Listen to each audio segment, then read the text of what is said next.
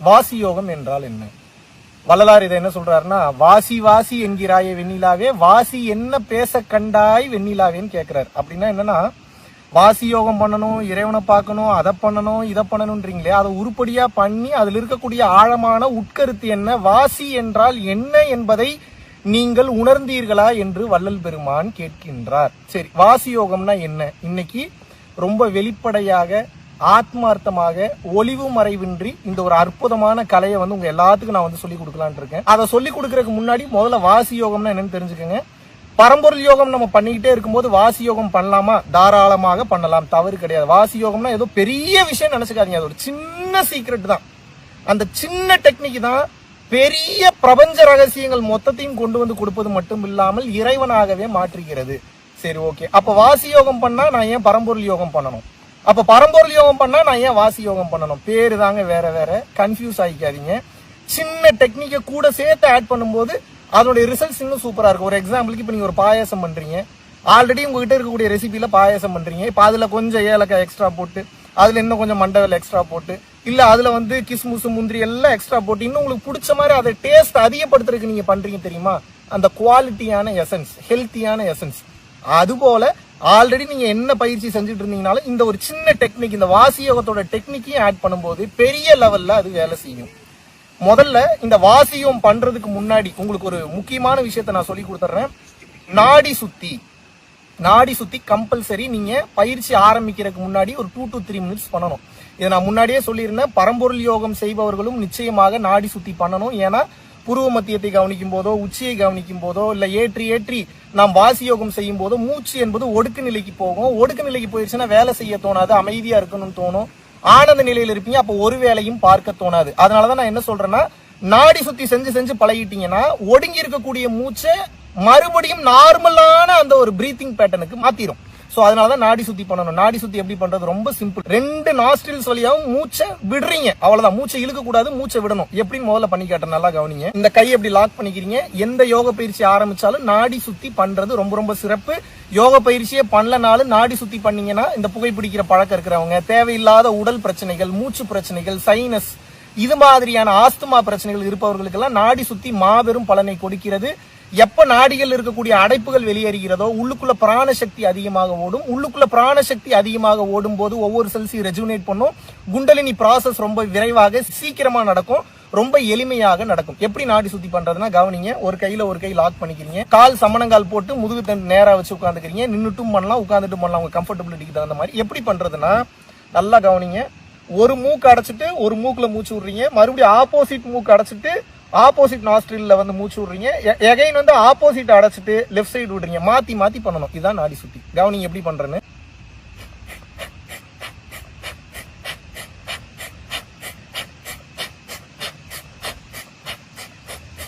இப்ப நீங்க பாத்தீங்க தெரியுமா, இதுதான் நாடி சுத்தி. 2 to 3 நிமிஷம் பண்ணிட்டு தான் பயிற்சிக்குள்ளேயே போகணும். ஏன்னா ஒரு மிகப்பெரிய சக்தி வாய்ந்த இடத்துக்கு உள்ள போறதுக்கு முன்னாடி சில கிளென்சிங் ப்ராசஸ், கைகள்லாம் கழுவிட்டு கோயிலுக்குள்ள போறோம்ல, அந்த மாதிரி இந்த உடல் எனும் கோவிலை சுத்தப்படுத்துவதற்காக ஒரு சிம்பிளான பவர்ஃபுல்லான சீக்ரெட் என்னன்னா நாடி சுத்தி. ஒருவேளை நல்லா பயிற்சி பண்ணி அதிகமான போதை நிலையை அனுபவிக்கிறீங்க, அதுல இருந்து வெளியவே வர முடியலனாலும் அது நல்லா இருக்கும். பட் உடனே வெளியில வரணும்னு நினைச்சீங்கன்னா நாடி சுத்தி பண்ணீங்கன்னா அடுத்த 5 to 10 நிமிஷம் அந்த நிலையில இருந்து ஈஸியா எளிமையா வெளியே வந்துடலாம். சோ பரம்பொருள் யோகம் பண்றவங்களும் வாசி யோகம் பண்றவங்களும் கம்பல்சரி நாடி சுத்தி பண்ணிட்டு தான் பயிற்சிக்குள்ள போகணும்.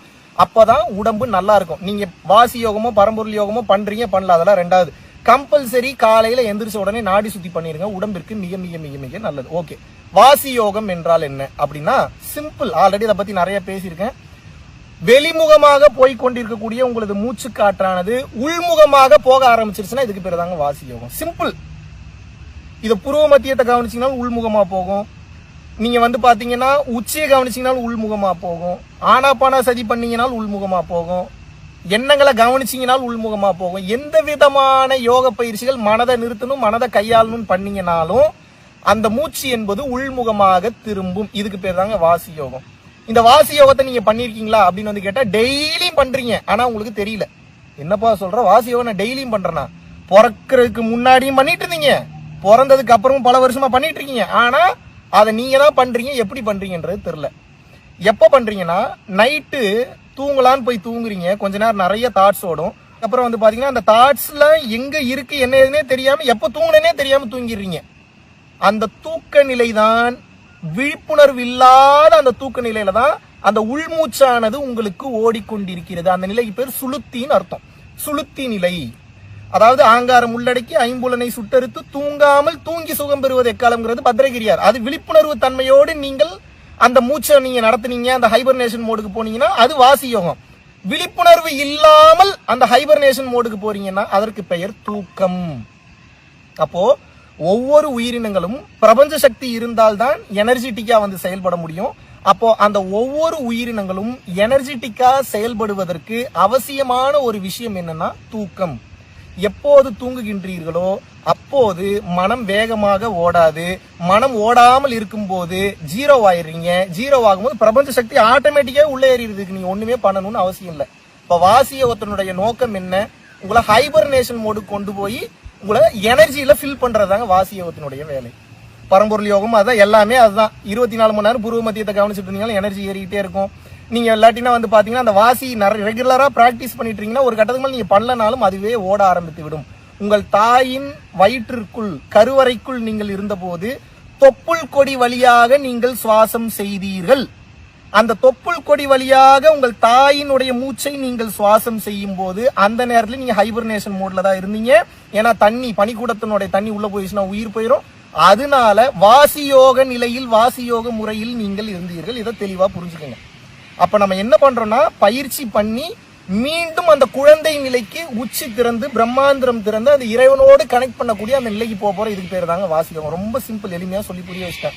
சில தவளைகள் இருக்கு, சில புழுக்கள் இருக்கு, சில விதமான உயிரினங்கள் இருக்கு. அது என்ன பண்ணும் அப்படின்னா ஏதோ ஒரு இது தண்ணிக்குள்ளேயோ இல்லாட்டினா ஏதோ ஒரு மண்ணுக்குள்ளேயே வாழ்ந்துட்டு இருக்கும் போது அங்க தண்ணி காஞ்சிருச்சு இல்ல வந்து அங்க மண்ணு வந்து மக்கிருச்சு எதுவுமே இல்லாம போயிடுச்சு அப்படின்னா அந்த உயிரினங்கள் உள்ளுக்குள்ள வந்து உள்ள போய் ஹைபர்னேஷன் மோடுக்கு போய் பல நூறு வருடங்கள் உள்ளுக்குள்ள இருந்தாலும் உயிர் போனது போல தெரியும். ஆனால் உயிர் போகாது. மீண்டும் சரியான நேரம் வரும்போது தண்ணி வந்துருச்சுனால வேற ஏதாவது வந்துருச்சுனால உயிர் பெற்று விடும். இது எப்பேற்பட்ட வேலை பாருங்க.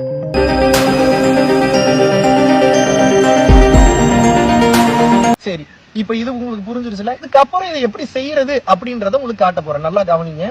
முதலாவதாக வாசியோகம் அப்படின்றது என்ன அப்படின்னா தெளிவா புரிஞ்சுக்கங்க. வெளிமூச்சை உள்மூச்சாக திருப்புறீங்க. இதுக்கு சிம்பிள் டெக்னிக், சிம்பிள் சீக்ரெட் வந்து உங்களுக்கு சொல்லி தரேன். நல்லா கவனிங்க. பரம்பொருள் யோகம் பண்றதுக்கு முன்னாடி நாடி சுத்தி பண்ணிட்டு இந்த சின்ன ஒரு டெக்னிக்கை ஃபாலோ பண்ணிட்டு பரம்பொருள் யோகத்துக்குள்ள போயிடுங்க.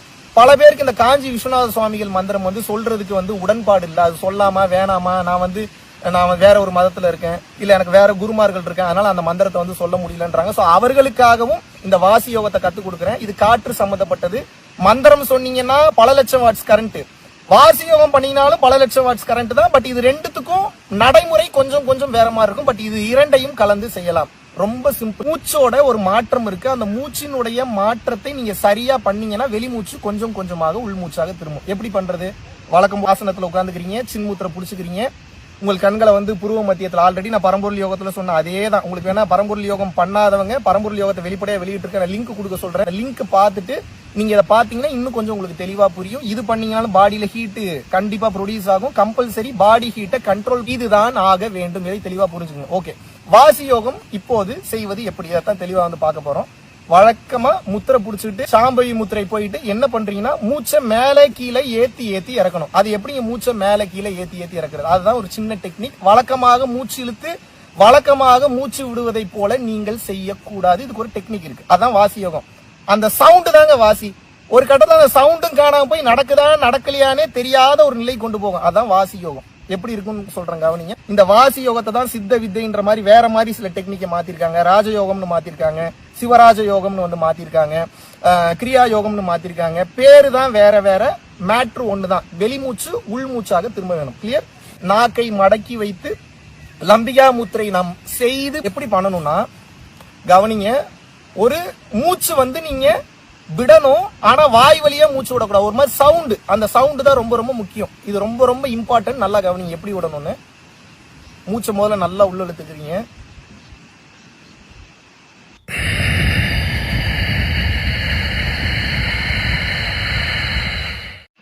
எகைன் செய்யறேன், கவனிச்சு பாருங்க.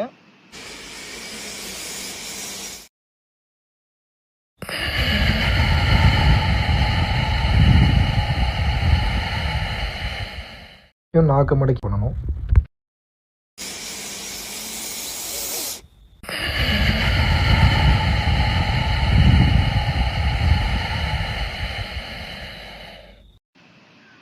லாஸ்டா ஒரு டைம் செய்யுங்க அவனுங்க.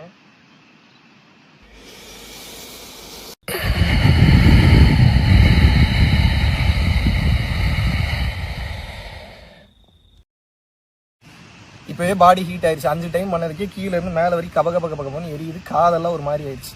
நல்லா கவனிங்க. இந்த மூச்சு விடுறது தான் சீக்கிரட்டே இருக்கு. வெளிமூக்கு வழியா வெளிமூச்சு போச்சுன்னா உலக காட்சி தெரியும். இந்த மூச்சு உள்முகமா போச்சுன்னா உள் காட்சி, உள் உலக காட்சி, பிரபஞ்சத்தின் காட்சி தெரியும். தான் சீக்கிரட். அந்த நிலைக்கு கொஞ்சம் கொஞ்சமா போறோம். எதுக்கு இந்த மாதிரி சவுண்டு கொடுக்க சொல்றேன்னா, அந்த சவுண்டுல தான் உங்களுடைய மூச்சானது மூக்கு வழியாவும் போகாமல் வாய் வழியாவும் வெளியேறாமல் அந்த மூச்சு உங்களோட உள்நாக்கு பின்னாடி 10ஆம் வாசல் இருக்குன்னு சொன்ன இல்லையா, அந்த வழியா மேல ஏற முயற்சி பண்ணும். ஆல்ரெடி அங்க நீங்க பயிற்சி முன்னாடி வேற அதெல்லாம் பண்ணிருந்தீங்கன்னா வாசி யோகம் பண்ணும்போது டக்குன்னு ஓப்பன் ஆயிடும். இது வரைக்கும் அது மாதிரி எதுவுமே பண்ணலன்னா தட்டி தட்டி திறக்கிறீங்க. தான் ஜீசஸ் சொன்னது, தட்டுங்கள் திறக்கப்படும். இதுதான் அது. எப்படி தட்டுறது? அந்த உஷ்ண காற்றை வைத்து. இந்த சவுண்டு தாங்க மெயின். இந்த சீக்கிரட்டே அந்த சவுண்டுல தான் இருக்கு. இந்த சவுண்ட் இப்படி விடும்போது என்ன ஆகும்னா, மூச்சு வெளியே போகாம கரெக்டா கவனிச்சீங்கன்னா தெரியும், உங்களுடைய உள்நாக்கு பின்னாடி 10ஆம் வாசல் அந்த இடத்துல போய் முட்டும். அது ஒன்ஸ் ஓபன் ஆயிடுச்சுன்னா அது வழியாக உள்ளுக்குள் பயணம் பண்ணும். அதாவது சென்டர் மண்டைக்குள்ள பயணம் பண்ணும். இன்னும் சில வருடம் ஆக ஆக உச்சியையும் அது திறந்து விடும். இதுதான் சீக்ரெட். வாசியோகம் பண்ணாதான் திறக்குமான்னா அப்படி கிடையாது. பரம்பொருள் யோகம் புருவ மத்தியத்தை கவனிச்சீங்கனாலும் ஆட்டோமேட்டிக்கா உங்களது உச்சி ஓபன் ஆகும். உங்களுடைய உள்ளுக்குள் இருக்கக்கூடிய 10ஆம் வாசலும் ஓபன் ஆகும். பிரம்மாந்திரம் திறக்கும். புருவ மத்தியத்தை கவனிக்கும் போது இதையும் சேர்த்து பண்ணும்போது இன்னும் சீக்கிரமாக வேலை செய்யும். இது ஏங்க இப்படி திறக்குது அப்படின்னு கேட்டீங்கன்னா இதுல சீக்ரெட் இருக்கு. உங்க மூலாதாரத்தில் இருக்கக்கூடிய உஷ்ண காத்தை மேல் நோக்கி ஏத்துறீங்க இந்த சவுண்ட்ல. அப்ப அது கொஞ்சம் கொஞ்சமா ஏறும்போது என்ன ஆகும், உங்களுடைய விசுத்தியில இருந்து நேரா புருவ மத்தி, அப்புறம் சகசிரா வரைக்கும் பயணம் பண்ணி, அப்புறம் துவாதசாந்தம் வரைக்கும் பயணம் பண்ணும். அப்புறம் ஈஸியா எளிமையா உங்களோட ஆன்மாவை உங்களால எளிமையா என்ன வேணாலும் பண்ண முடியும். அதை வச்சு கண்ட்ரோல் பண்ண முடியும். அடுத்து என்னன்னா, இந்த வாசி யோகம் செய்ய செய்ய செய்ய செய்ய ஆரம்பத்துல மட்டும்தான் இந்த சவுண்டு வரும். ஒரு கட்டத்துக்கு மேல இந்த சவுண்டே வராது. அங்க சவுண்ட் இருக்கா இல்லையா, உயிரோட இருக்கமா இல்லையானே தெரியாத அளவுக்கு இந்த கழுத்தினுடைய இந்த பகுதியில லைட்டா ஒரு துடிப்பு மட்டும்தான் இருக்கும். அதுக்கு மேல அதை நீங்க கண்டுபிடிக்க முடியாது. ஒரு கட்டத்துக்கு மேல உங்க வாசி யோகம் எப்படி இருக்கும்னா, பண்றீங்களா பண்ணலையானே தெரியாது. எப்படின்னா, இப்ப கவனிங்க, முதல்ல சவுண்டோட பண்ணி காமிச்சு. இப்ப நான் பல வருடம் அதை பண்ணி பிராக்டிஸ் இருக்கனால சவுண்டே வராது. கவனிங்க.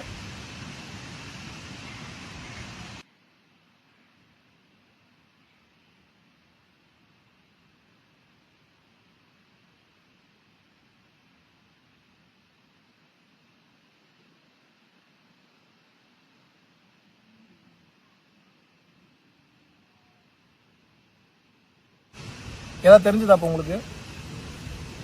இப்படிதான் யோகம் பண்ணும்போது ஒரு கட்டத்துல சவுண்டே வராது. இந்த நிலைக்கு கொஞ்சம் கொஞ்சமா நீங்களே போவீங்க. ஆரம்பத்துல மூக்குல கொஞ்சம் மூச்சு போற மாதிரி இருக்கும், கொஞ்சம் சவுண்ட் வர மாதிரி இருக்கும், அப்புறம் சவுண்டே கேட்காது. ஆட்டோமேட்டிக்கா உங்களோட கண்ட்ரோல் அந்த உள்நாக்கு இருக்கக்கூடிய அந்த இடத்துல ரொம்ப நுண்ணியமா அந்த ஓட்டையில என்னால அந்த 10ஆம் வாசல்ல அந்த காற்றை செலுத்த முடியும். இதாங்க சன் மார்க்கம். சன் மார்க்கம் அப்படின்னா சன்னமான அந்த மார்க்கத்துக்கு பேரு சன் மார்க்கம். பல பேர் பல அர்த்தங்கள் சொல்றாங்க. இதுவும் ஒரு அர்த்தம். சோ அந்த சன்னமான அந்த மார்க்கத்துல உங்களுக்கு காற்றை செலுத்த தெரியுது அப்படின்னா உண்மையை பார்த்துருவீங்க. ரெகுலரா பண்ணுங்க. சோ முதல்ல நாடி சுத்தி பண்றீங்க. இதுக்கு பேரு வாசி பிராணயாமம். வாங்க, காத்தை ஏத்தி ஏத்தி இறக்குறதுக்கு பேர் என்ன? வாசி பிராணயாமம். நாட் நார்மல் பிராணயாமம், வாசி பிராணயாமம்.